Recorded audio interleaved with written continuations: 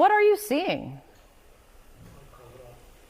This is the biggest break that I've seen in the first 4 months of Trump's return to office between his pro-Trump propaganda machine, those pro-Trump stars that are always supporting him, and the president. This is a dramatic break, not among every single MAGA media star out there, but among many of them. It's one thing for Democratic lawmakers to be calling this profoundly unethical and possibly illegal. We've heard a lot of that.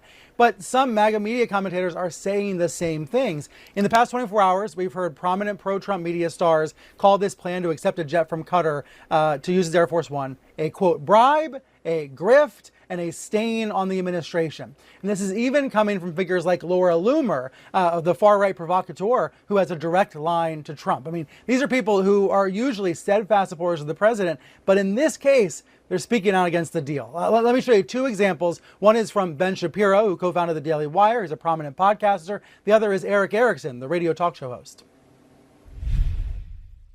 That's not America first. Like, please define America first in a way that says you should take sacks of cash from the Qatari royals who are behind Al Jazeera.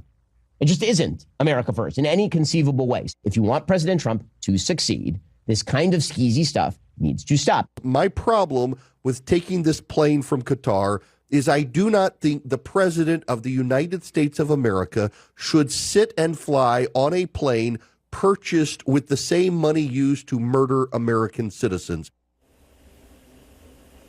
As you hear there, a lot of the criticism centers on Qatar, which has been a home for Hamas leaders for a number of years, though the country reportedly kicked out those Hamas officials back last November, right after Trump won the election. So a lot of the criticism is about Qatar and about what Qatar's trying to get from President Trump. Some of the other commentators are focusing on the optics of this, the appearance of conflict. Ben Shapiro, for example, was saying to his viewers yesterday, what if the Bidens did this? What if it was Hunter or Joe Biden? And trying to say this is hypocritical and trying to take a principled stand.